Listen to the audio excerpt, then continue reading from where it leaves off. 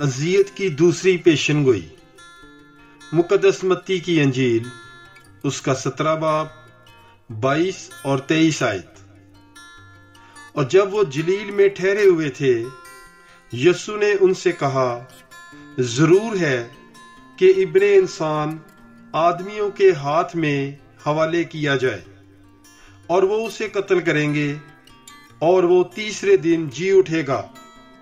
इस पर वो नहायत गमगीन हुए। पाकलाम के पढ़े और सुने जाने पर खुदावंद की बरकत हो। खुदा का शुक्र हो। God bless you. Bible is life.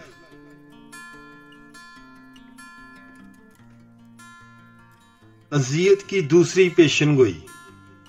मुक़द्दस मत्ती की अंजील उसका 17 बाब 22 और 23 आयत। और जब वो जलील में ठहरे हुए थे, यीशु ने उनसे कहा, जरूर है कि इब्ने इंसान आदमियों के हाथ में हवाले किया जाए और वो उसे कत्ल करेंगे और वो तीसरे दिन जी उठेगा। इस पर वो नहायत गमगीन हुए। पाकलाम के पढ़े और सुने जाने पर खुदावंद की बरकत हो। खुदा का शुक्र हो। God bless you. Bible is life.